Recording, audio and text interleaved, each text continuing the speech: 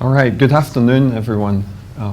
Thank you for staying and your attention all day today. Thank you, Janice. I'm afraid I've missed most of the event today because I was really jet lagged and I've been asleep for quite a few hours, which is a pity because I see the Twitter stream and it seems to have been really good. It's more than 3 years ago that Jorge Ferrer, who's in the audience somewhere, suggested that we do an event in Madrid. And in 2012, I know there's a few of you who've come back again 3 years later, which is wonderful. And it was at that event that Greenlight PM, who organised it, they had assistance from the Swedish consulate who provided the event planning team. And that's where I met Agnes Selgren, who was an intern with the Swedish consulate, and she was helping with the social media. And she did such a good job of it that when our internship finished, we hired her for my company. So this time, 3 years later, Agnes got to organise the conference because Theodora insisted that we do it. So both of them have worked really hard to make this happen, and I'd like to thank them for their efforts. Thank you, ladies. Thank you very much.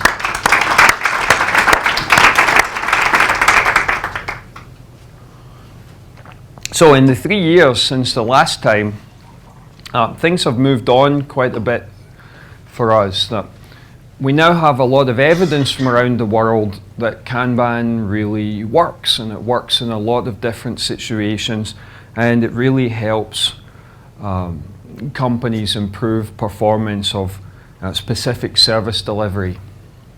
And really, to get the full benefit of it, they need to start thinking about their whole business differently. And they'll often ask me, how do we scale this? How do we do this on a bigger scale? How do we leverage these benefits elsewhere?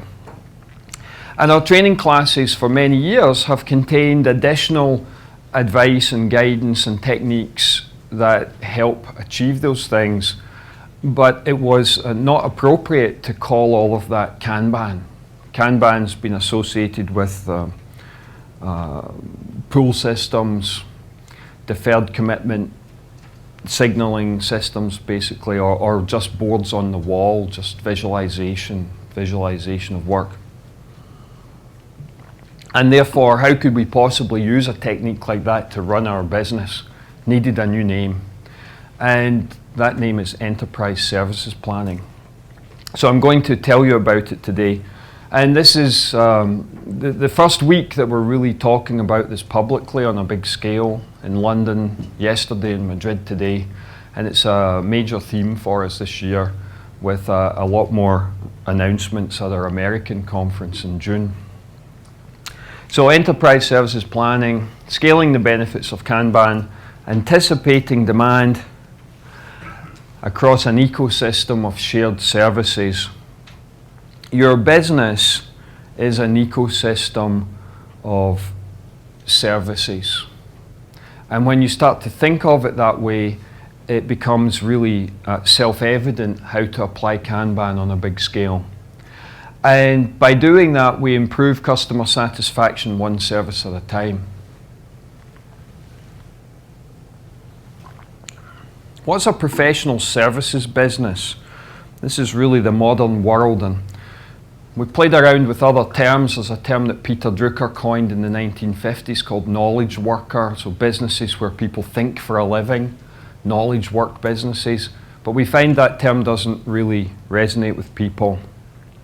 And then there's another term that's often used, which is creative services. The problem is that there are many people doing work where they think for a living, but they don't think of it as creative. They think of creative things like advertising or graphic design, and they don't think of, say, software testing as creative necessarily. So a more general term is professional services, and then people say, well, what does that mean? Well, actually, governments have a definition of this.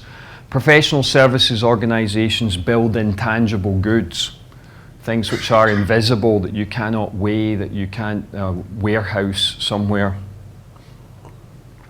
And in all these fields, education, finance, government, military, insurance, medical, design, media, advertising, and so on and so on. You just keep going. So what we've learned the last 7 or 8 years is that we can use Kanban to improve all professional services businesses in any professional services activity. So professional services businesses are ecosystems of interdependent services, and the dependencies between these services is often quite complex. Hence, when people try to apply manufacturing thinking to the use of Kanban, there's something in the industrial engineering literature called value stream mapping. How many of you are familiar with that term? Anyone? A few of you. Well, people that do value stream mapping for professional services will often say the value stream map is too complex to visualize it on a Kanban board. And that's probably true. The mistake they're making is they're not looking at it in a service-oriented fashion. That service orientation greatly simplifies the complexity and enables us to build a Kanban system and a Kanban board for each service. So managers have a dilemma in this modern world. They're expected to make decisions, to predict outcomes with some accuracy, to show leadership, basically. And in some cases, and we run into this in Southern Europe, we have a great case study from Blizzard Skis, part of Technica Group, which is a Italian-owned, medium-sized, family-owned business, privately held. They make sports equipment. And we see this in other Southern European businesses. They make some sort of traditional manufactured product, but more and more of how they do that is professional services. It's design, it's innovation work, it's internet marketing and all sorts of other things. And the owners of these companies don't understand how that piece of the business works. They may understand how to make skis or rollerblades, but they don't understand how to run their IT department or the design department. They don't know how to make it work efficiently and effectively. And the world around them, the market is changing so quickly that the traditional skills that they've developed perhaps over generations of running a business, or perhaps from going to business school and becoming a professional manager, those skills are not working for them anymore. Right? The management training they've had doesn't help them run this complex professional services environment. And so why is this so difficult? Why is it difficult to make daily decisions and make long-term strategic plans? Because the modern world and the nature of professional services work and intangible, invisible work is there's so much complexity associated with it, so much uncertainty, and things change so rapidly that 9 months from now you might have a new competitor with a disruptive business model, and all of a sudden your whole world is changing, that your business is under threat.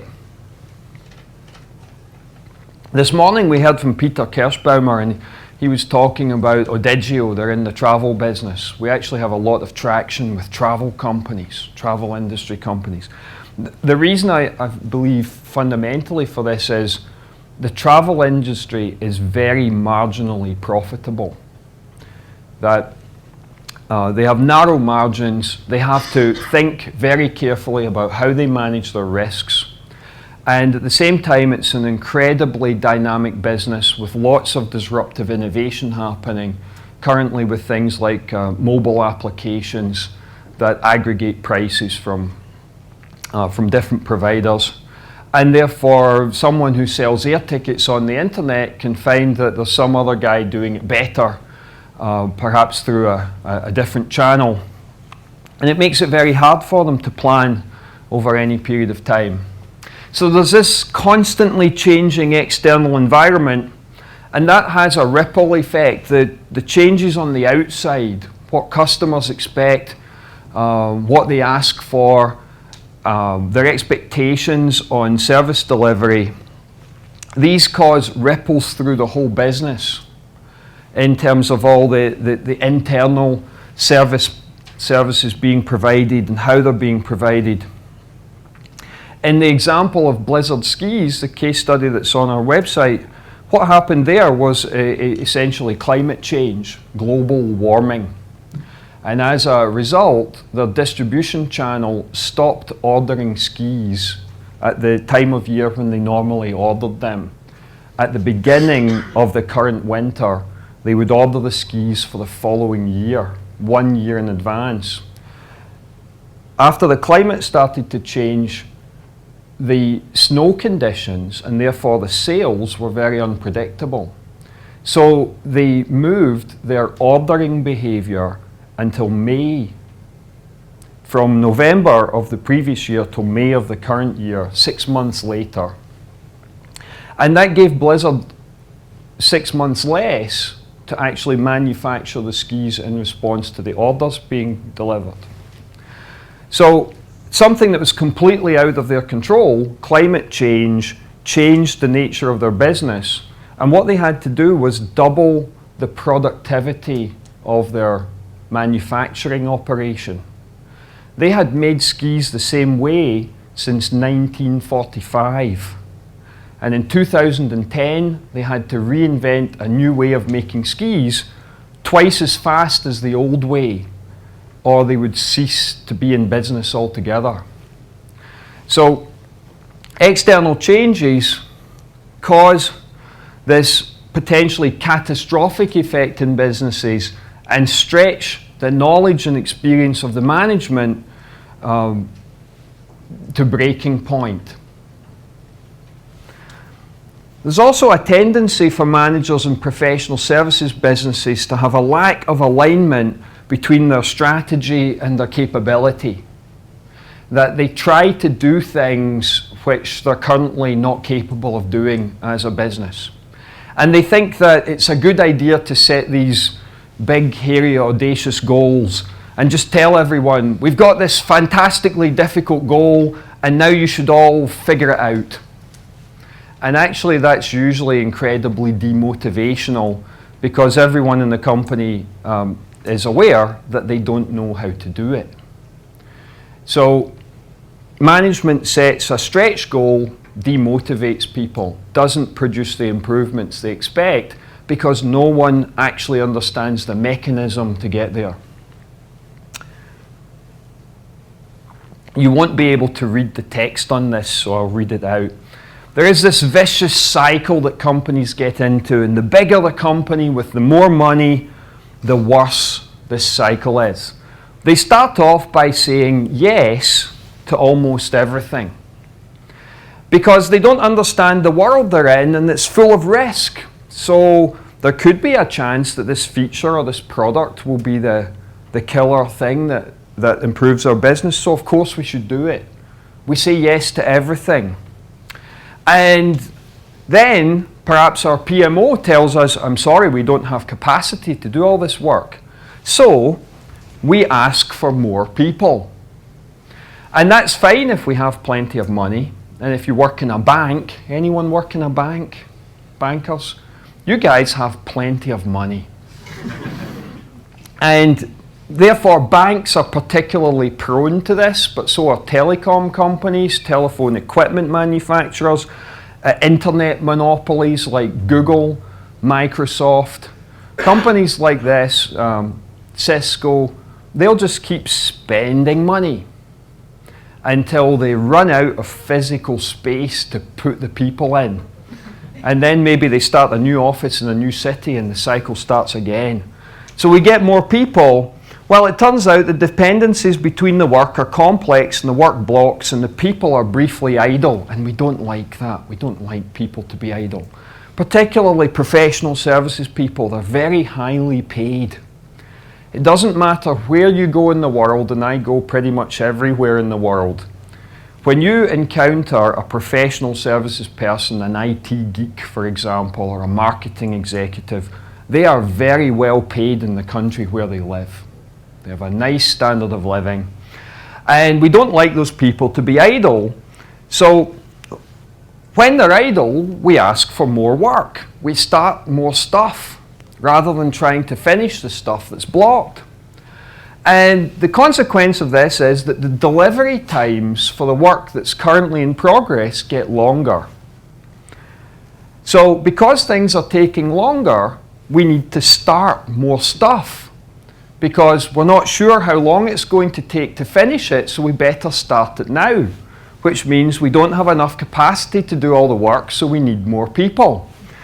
But more and more work, more complexity, it's not a linear expansion either on this one, right? It's a non-linear expansion of this problem. More work blocks for longer, so we have more people idle because we've now got even more people, so we start more work to keep them busy, which means things are taking longer because of all the multitasking, so we say yes to more stuff because we're not sure how long it's going to take to finish the stuff we have in progress, and we keep going. And I've met companies where they had maybe 700 people in their IT department, and then they woke up one day and discovered they've got 3,500 people because they went around this cycle every year for 5 or 6 or 7 years. I've met companies where literally the only time they stop is where they ran out of physical space and they couldn't acquire any more office space in their city because they were not building skyscrapers fast enough. So eventually what happens is things crash badly when either they run out of money or they run out of physical space.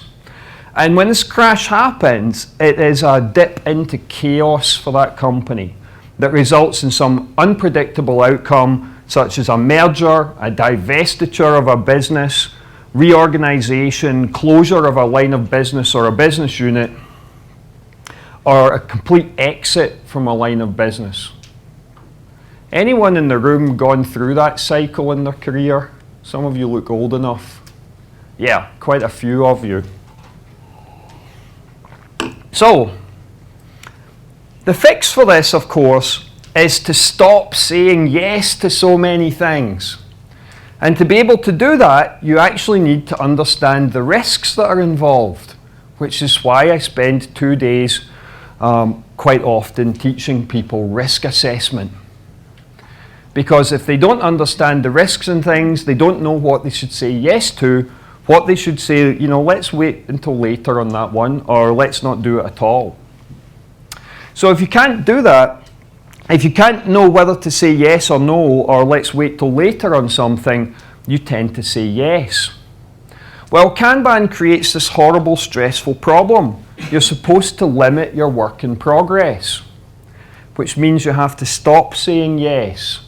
The enabler for that is risk assessment. If you don't know how to do risk assessment, you will struggle to adopt Kanban with WIP limits. And if you don't have WIP limits, you'll not get the benefits of the shorter lead times, therefore the faster delivery, the more predictable delivery, the things that your customers want. Fast and predictable. You don't get that unless you know how to do risk assessment. All right, so then there's this other question. If we delay starting something, will capacity be available when we need it? How many activities should be running in parallel? In other words, how much risk do we need to hedge? And how will dependencies affect our ability to deliver? If something's going to block with a dependency, should we start it now or should we wait until later? Will the capacity be available on the dependent system when we need it? And should we hold the thing back until all the dependencies say, yes, we're ready? And even if they promise us they'll be ready 3 weeks from now, do we trust them? These are the everyday problems that middle managers in medium and larger companies face all the time with professional services work. Now, how do you create an achievable plan? Enterprise services planning. There must be a plan in there somewhere. Well, a plan should balance the strategic goals and your ability to carry them out. It should consider all these dynamics of your capability, the dependencies, the workload. And ultimately what you're looking for is a risk managed business that's robust and resilient. Because of all this horrible uncertainty, the common response, and this isn't just in Southern Europe, it's pretty much all over the world, is to be risk averse. And that's a horrible thing in a modern business. Because to be risk averse means that you should say yes to everything and start everything early, because we don't want it to be late. Well, the consequence of saying yes to everything and starting it early is you've got too much work in progress and things are unpredictable, and you start to get into that vicious cycle again. We have to break that, and you break it by limiting the work in progress and doing so by understanding the business risks and coming up with a risk management strategy for your company. That's why we have adoption in markets like the travel industry, because the travel industry knows how to manage risk. The oil exploration industry knows how to manage risk. Investment bankers know how to manage risk. But there are a lot of industries where they're not particularly good at managing risk. Actually, the hotel trade, the accommodation, hospitality industry is very good at managing risk, generally speaking. But a lot of others are not, and the default is to be risk averse. Well, enterprise services planning, we believe, is the solution to this problem, and it leverages Kanban to improve the services within your business one service at a time. And by now, having spent the whole day at this conference, I shouldn't need to read the red parts of this. You should understand the basics of what Kanban does to help. It helps you balance your demand with your capability. Actually, there's a whole set of techniques around demand shaping for intangible work, which I don't have time to get into today. We have a section in the training class for that. In physical businesses, they do demand shaping with really simple things, like they change the price. Well, if you're running, say, an IT service as a monopoly supplier inside your company, how do you shape the demand by changing the price? Most companies can't do that. Most businesses don't have that available. There's a whole set of techniques for demand shaping that are different. We have come across maybe 2 businesses in the last 5 years that can do internal pricing to shape demand. It's very unusual. So the goal of enterprise services planning is to achieve flow across the organization. When we start something, we want it to flow smoothly through all the interdependent services, so it pops out at the other end fairly quickly and predictably, because that's what the customer wants. They generally want fast and predictable. And if we can do that, we have a business that is fit for purpose.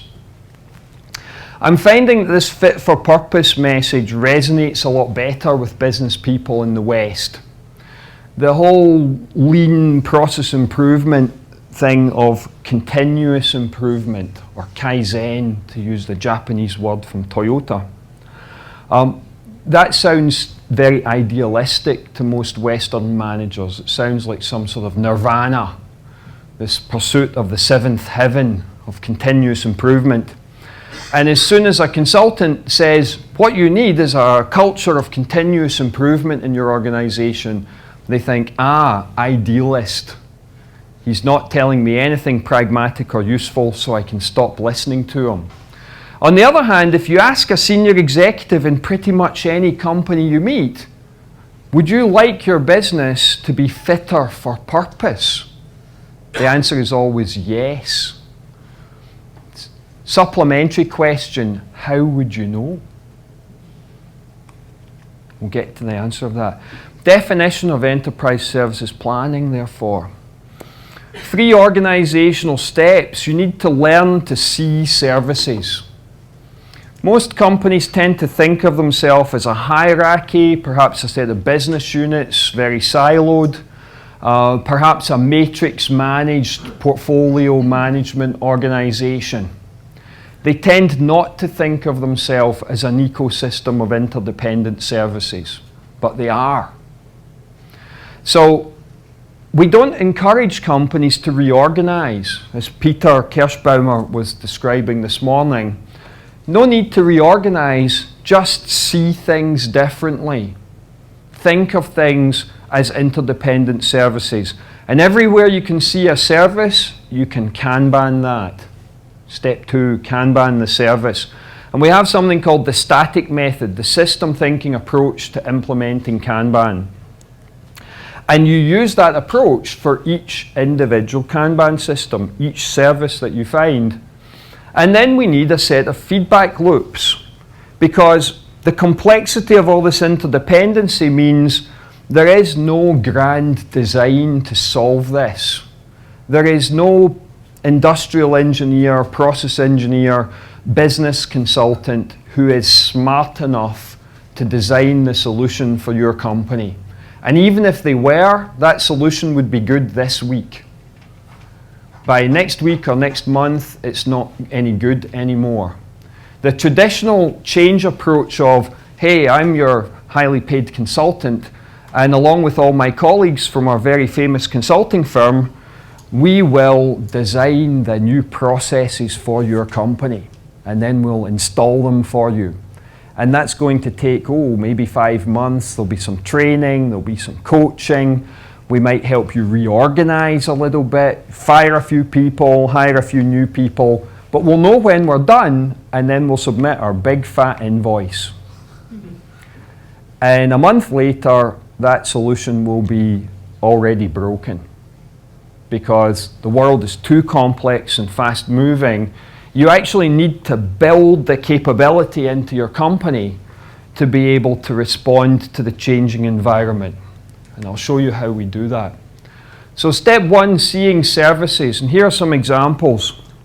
HR provides services like HR generalist type stuff and recruitment. Marketing provides services to product development. For example, they come up with requirements. They provide customer feedback. IT services provide customer support. And different feature teams or product teams may have dependencies on each other. Perhaps you have application teams, you have a platform team, you have shared services teams like database administration, user interface design, testing. Many groups are dependent upon specialist individuals. And anywhere you find a specialist in a company, you just found a shared service. It might be a one-person shared service, but it is, because that person time slices between different customers around the company. Then we use the static method, and here's the latest 2015 version of this. We use this stuff in our foundation training. So if you've taken training from Theodora, for example, you'll have gone through a series of these exercises, starting with number 3 on this list. Understanding the sources of dissatisfaction. Why do we want to improve? Analyze sources and nature of demand. Analyze your current delivery capability. We usually skip this in the class. Model the service delivery workflow. Identify and define required classes of service to meet different customer expectations. Design the Kanban system, then socialize the design, negotiate and implement it.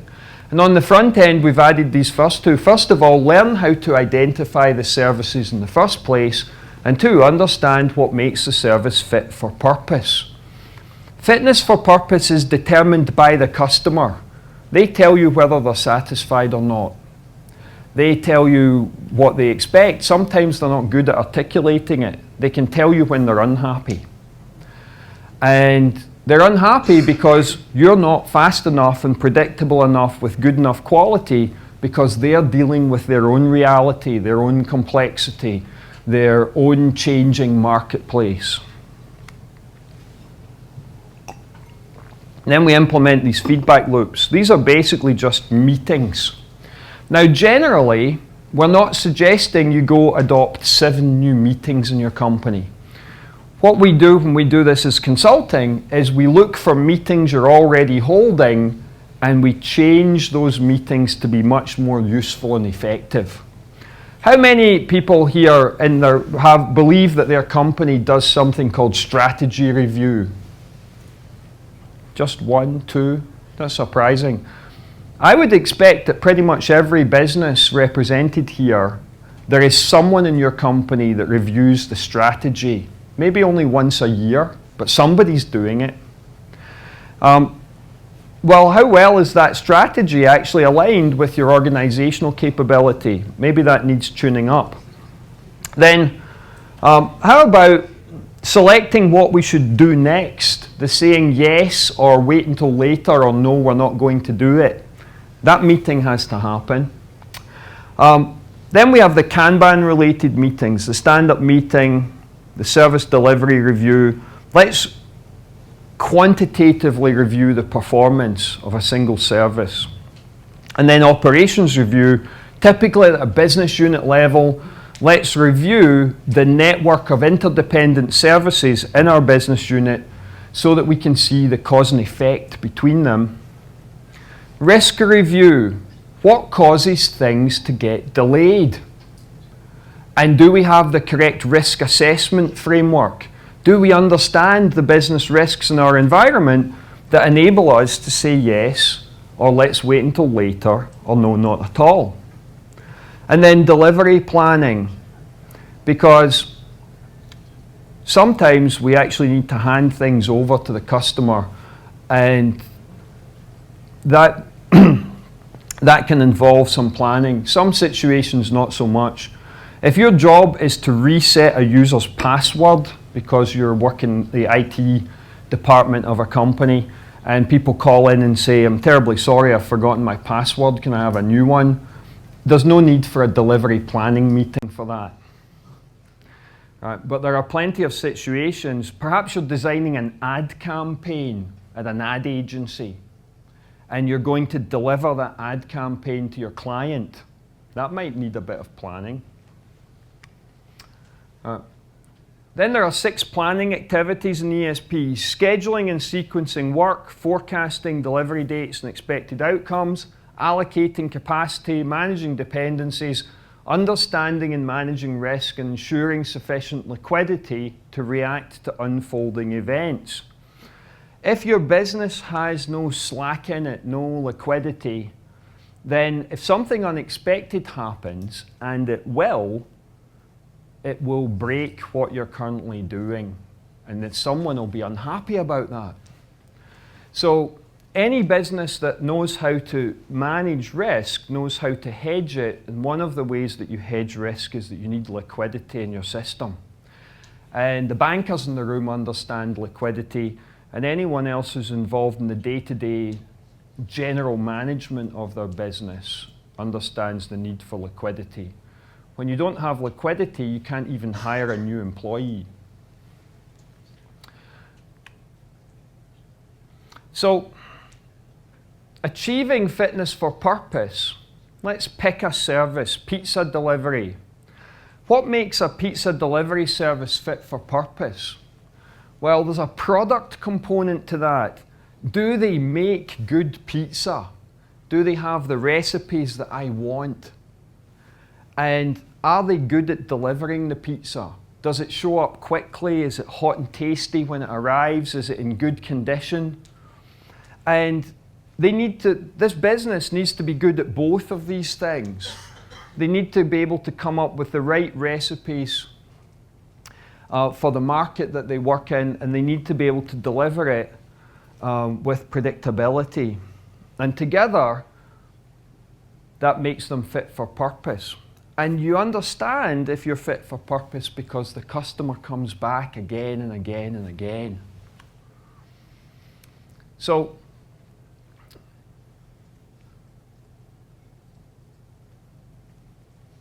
let's skip that slide. Let's go to this. Key performance indicators drive constant evolution in your business. KPIs, how many of you use this term in your companies? A few hands going up. So, what would make our pizza service fit for purpose? What metrics would we care about if we were running a pizza delivery service? Well, delivery time, our customers probably care about that. The quality on delivery, the functional quality, that's the order accuracy. If I ordered pepperoni, I don't want a ham and pineapple. Non-functional, is it hot and tasty on delivery? Predictability, product consistency. If I ordered the pepperoni, did it show up with all the sausage burned on it because it was overcooked? Delivery predictability, if you promised me 30 minutes, why did it take 45? And safety or conformance to regulatory requirements, does your restaurant meet health and safety standards when you are cooking my pizza? Right, all of these metrics are important for service delivery. These are the KPIs for a pizza delivery service. Right. Your KPIs should be fitness criteria metrics. If your KPI is not a way of evaluating, is this professional service fit for purpose, it's not a key performance indicator. It's just some other number that you're collecting.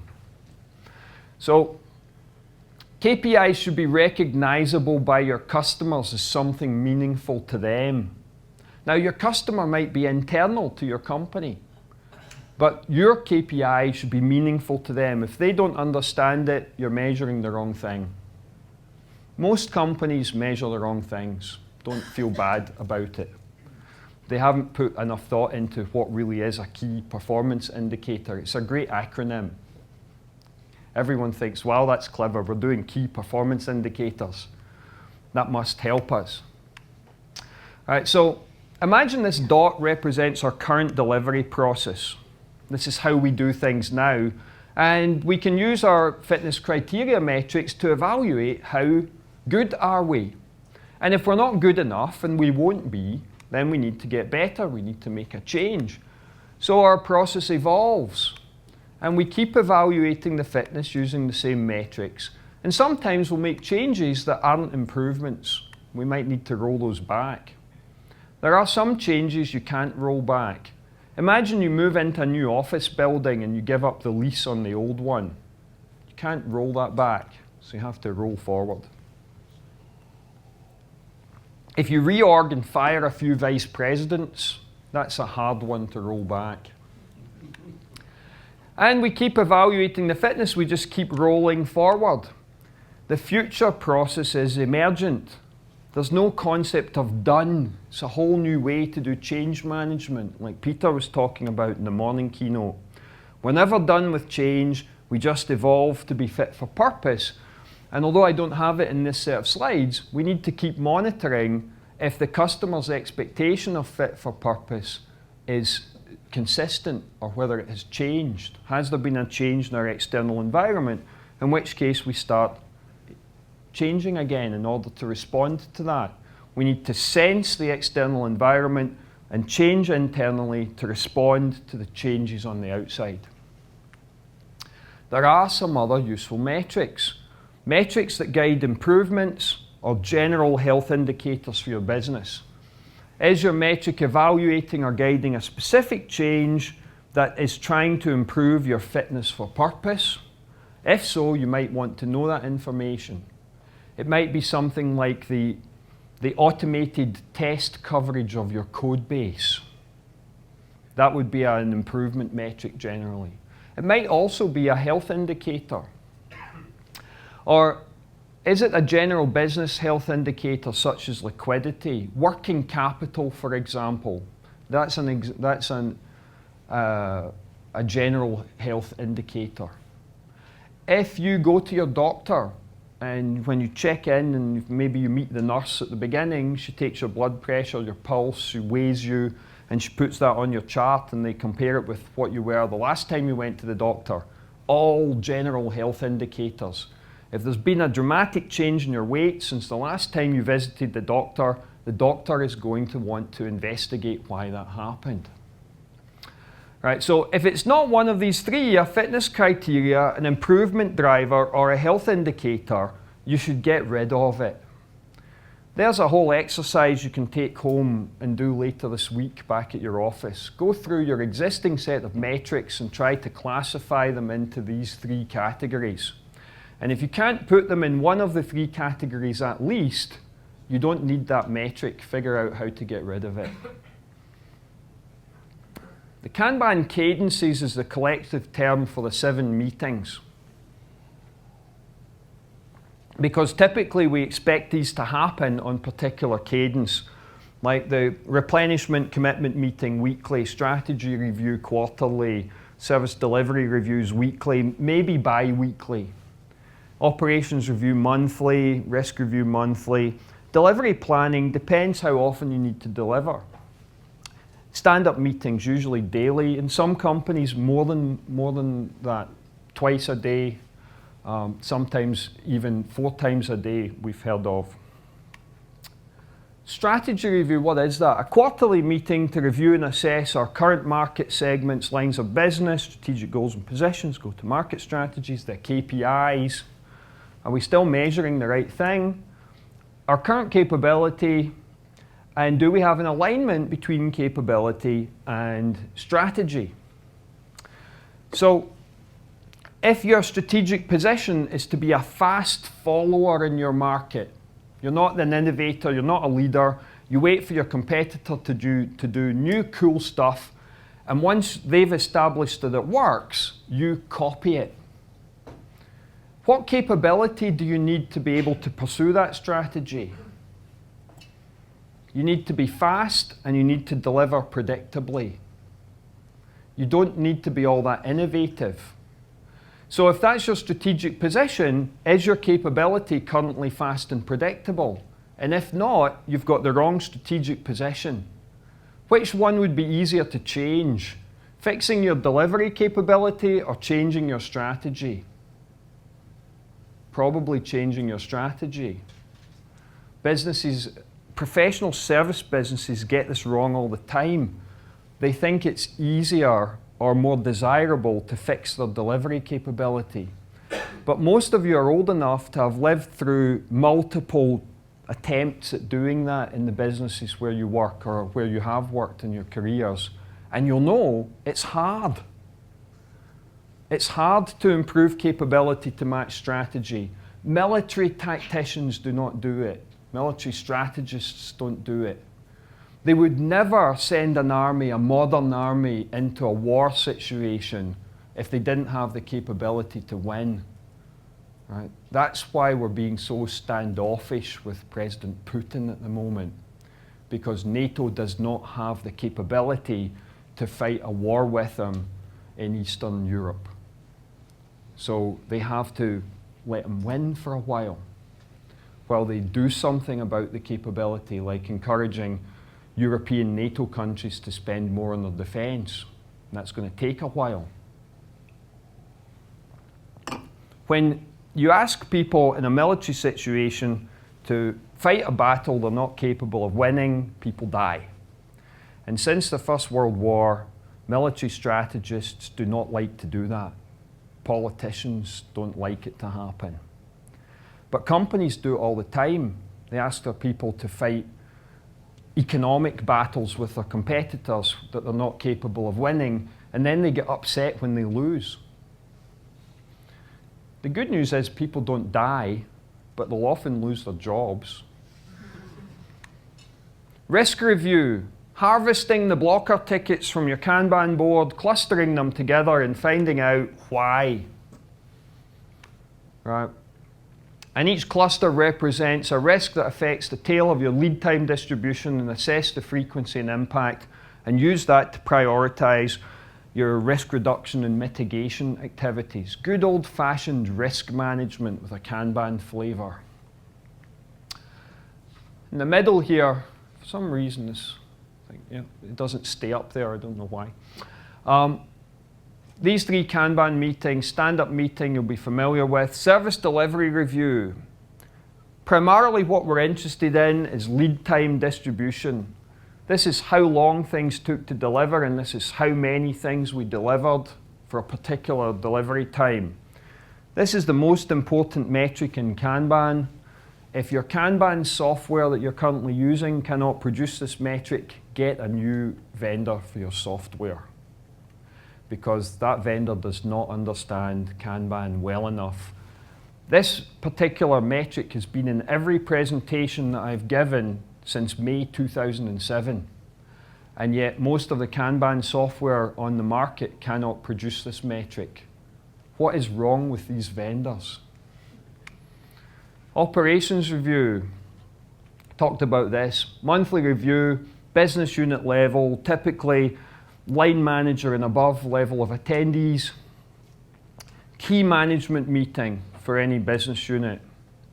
And between these different meetings, there's feedback.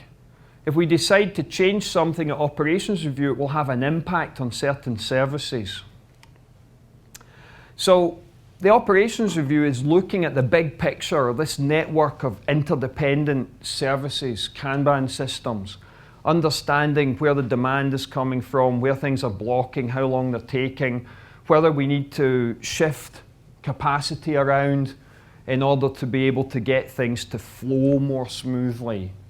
Without the operations review feedback mechanism, you don't get the leveling across the different services that delivers on this goal of organization level flow.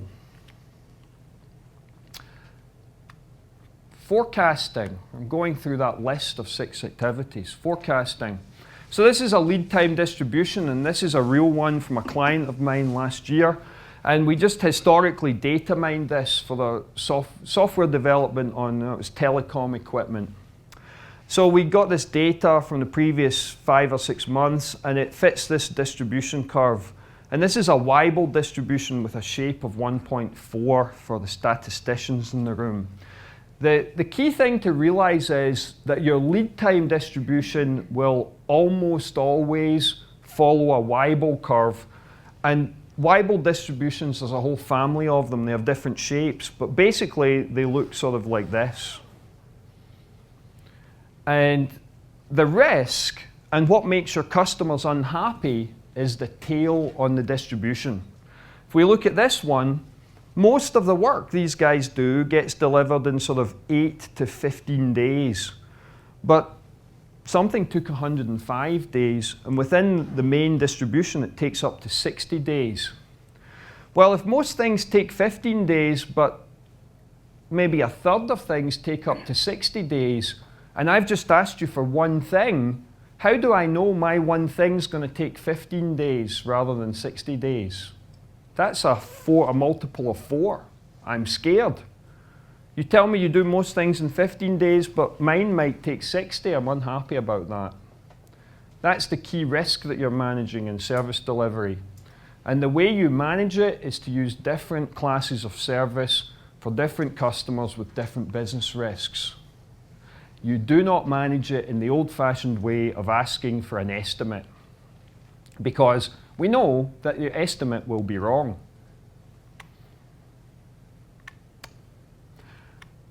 So a distribution like this, if you understand this historically, you can set some sort of service level expectation, maybe in this case 60 days, 85%. This is the 85th percentile in this data set.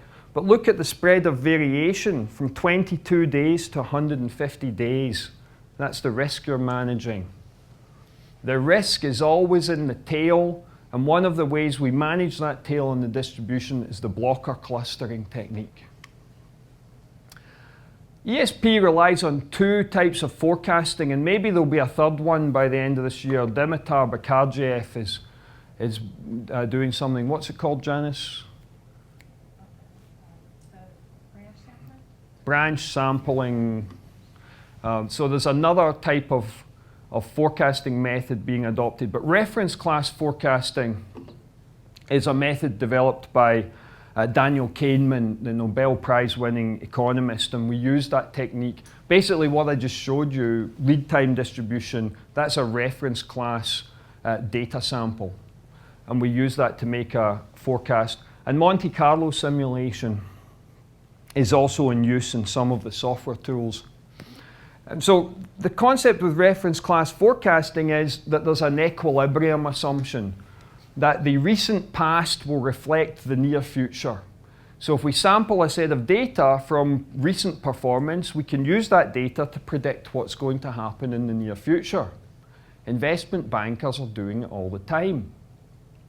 It's not rocket science. and it's not scary for a lot of businesses that actually know how to manage risk. And then the sample period can be determined by understanding the volatility in the Kanban system liquidity. I'm going to show you how we do that. There's another simple equation. This is from queuing theory called Little's Law, and we can use this to do medium to long-term forecasts. Anything from sort of 4 or 5 months into the future, we can linearly regress the average system lead time, which would be on here as the mean, in order to calculate the delivery rate. It's the quantity of WIP divided by the average, and this will tell us how fast things are going to pop out the end. So if you have a project to do, you can use this equation to forecast the project. Now, I've been teaching this stuff for almost 15 years, but more recently, Dimitar Bakardjiev published a paper on my method, which is quite definitive in terms of explanation.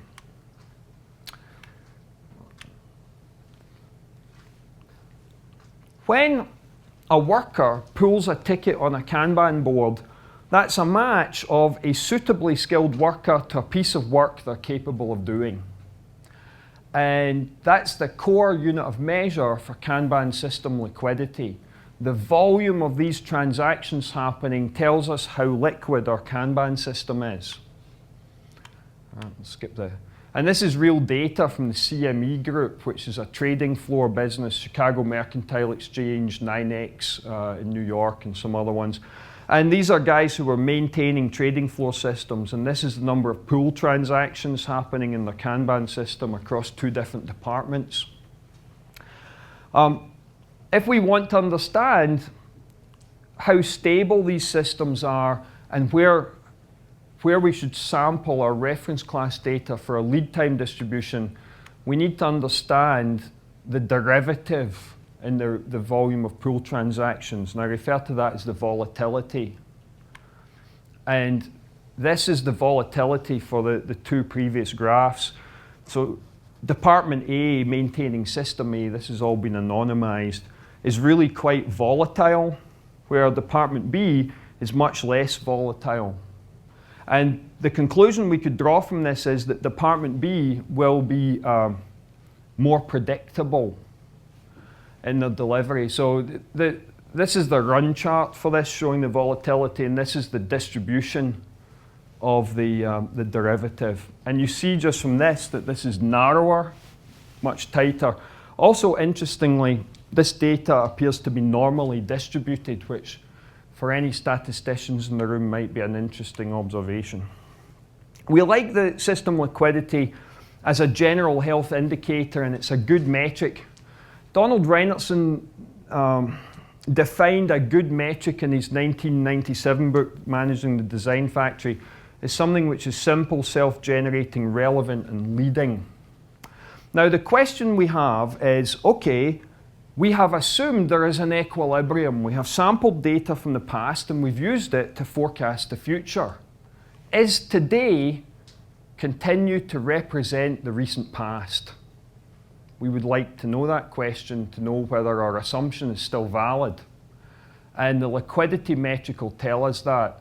If the volatility has moved out of the range that you saw before, then today no longer represents the recent past and our forecast is invalid.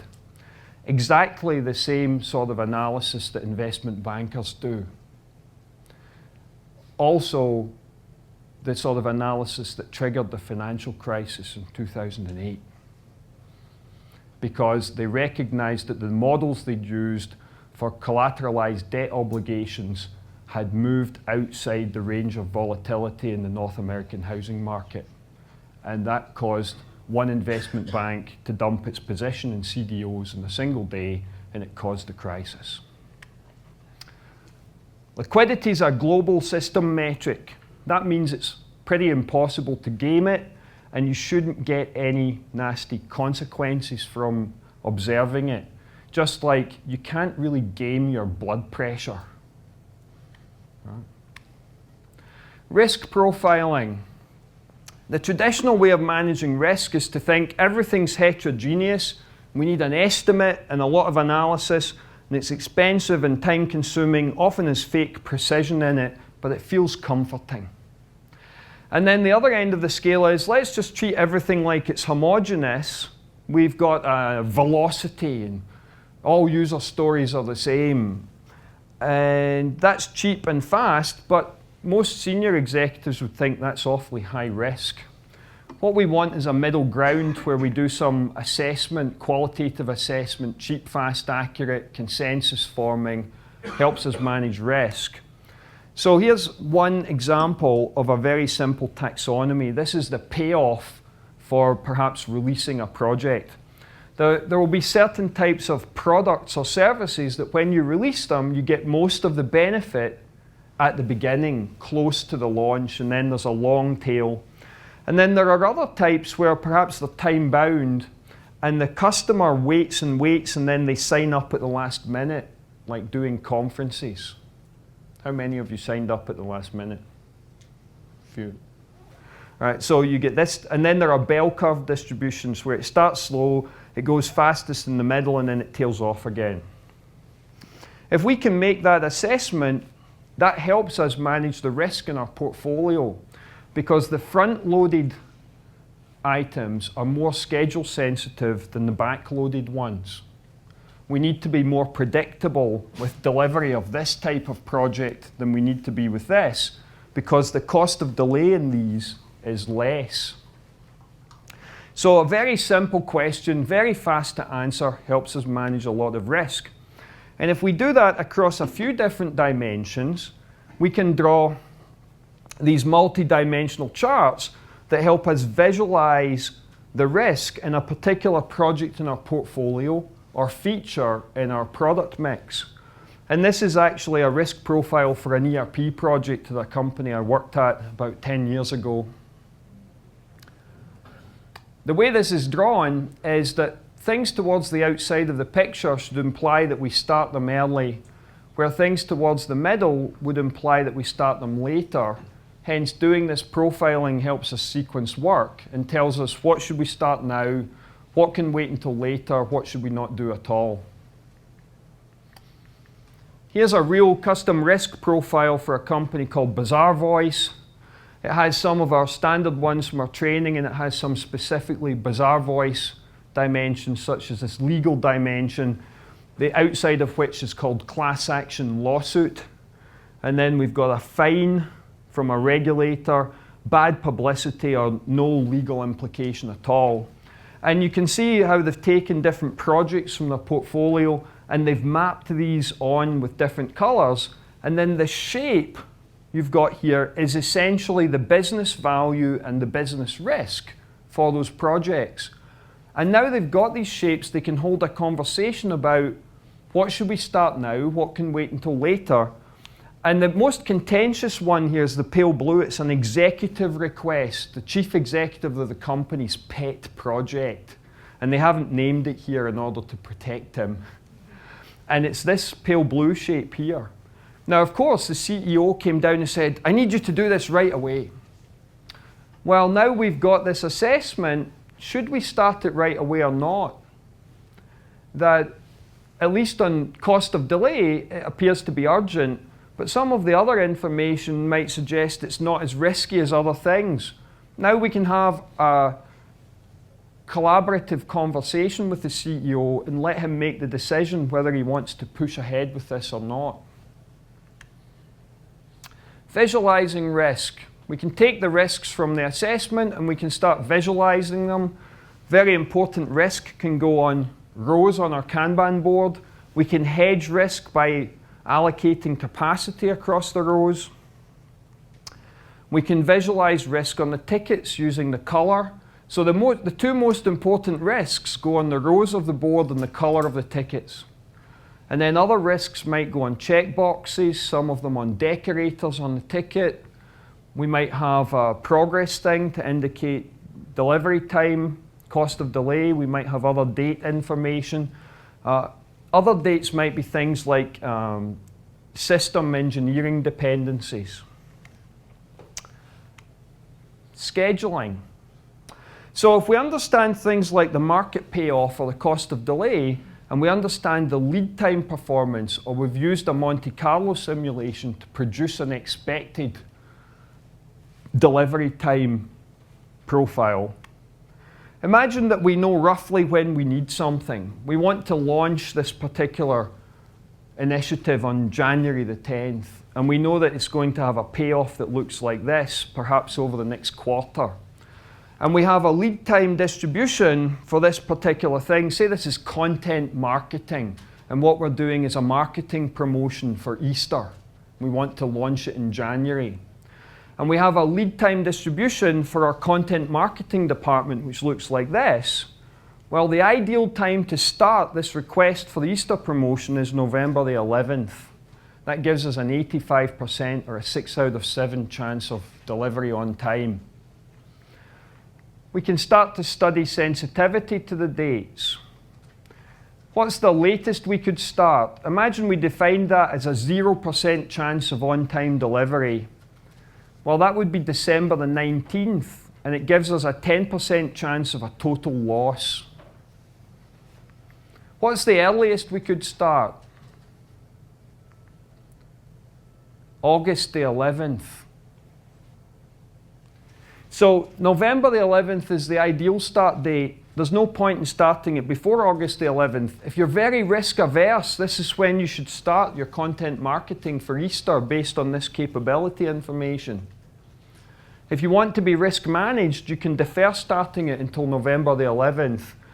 And if you still need more information, you could defer as late as December the 19th, but there's a pretty good chance that you're wasting your time by that point. Now imagine the software can tell you this information. You don't even see this on your backlog until November the 11th, and the option expires on December the 19th. So, that means there's this concept of a window of opportunity where a particular idea or project can be started. It shouldn't be started prior to this, and the option has expired at the later point. During that window of opportunity, the software could be advising us on when to start it. And of course, this is one item. You've probably got hundreds to choose from. Now you can have a comparative assessment between them based on optimal start time. So that brings me to tools. Existing Kanban software tools basically simulate physical whiteboards. They just do not facilitate the sort of decision making that managers need in professional services businesses. They don't facilitate enterprise services planning. Most of what we teach in the class can be done manually, but it's laborious. How many of you have ever built a Gantt chart manually? How many of you have done it more than 3 times in your career? Nobody does that. They get software to do it. Right. A new breed of tools needs to emerge to offer ESP support, and I really believe it will, because I fundamentally believe this is how businesses are going to be run in this century, that modern businesses are ecosystems of interdependent services, and we now understand how to manage those. We just need tools to make it happen. So an ESP tool will facilitate the risk assessment and the risk hedging. It will provide forecasts. It will help us with capacity planning. It will make recommendations like what you should start next. And it will facilitate the regular meetings like the replenishment meeting, the service delivery review, the ops review, and so on. In 1947, Taiichi Ono put a Kanban system into Toyota. In 1964, a guy called Joseph Orlicki described what he called manufacturing requirements planning. It was America's response to the Kanban thing from Japan. It took him another 11 years to publish the book on it. And then a few more years before computers were good enough to really implement the features in that book. The MRP market took 17 years to emerge from the first Kanban system at Toyota. And 30, 40 years later, it's a multi-billion-dollar global market. 2004, we put the first Kanban system into an IT department at Microsoft. Took me 6 years to write the book. By 2015, can we have ESP software? And there's also this question mark of when am I going to write the book on it? Right. So ESP, anticipating demand, allocating the capacity. The idea that if we're on the outside, we want to look downstream and say, do we have the capacity for this? Can we anticipate the dependencies and can we manage them? And then if we're on the inside, if we're managing one of these services, can we look upstream and anticipate the demand that's coming? Anticipate whether we've got the right staffing with the right training, the right capacity allocated. If we can do these two things effectively across this ecosystem of services, things will flow smoothly end to end through our companies. Our customers will be happy, our business will be robust and resilient and profitable. So enterprise services planning, it's the future of Kanban. Fit for purpose service delivery that anticipates demand, helps us shape demand, enables us to schedule, sequence, work, and select the right things to do now and things that need to wait until later. And it's intelligent human capital development, because your Kanban system liquidity metric will directly reflect improvements in things like staff training. Because if you've got the right people at the right time, the pool transaction will happen faster. What investment bankers refer to as the immediacy of the transaction will improve, and the liquidity metric will improve and reflect that. So you spent money on training, do you see it in your general health indicator? It's like you signed up for the gym, you go to training with your instructor, has your blood pressure improved? Enterprise services planning, the future of what we're doing here. Thank you very much.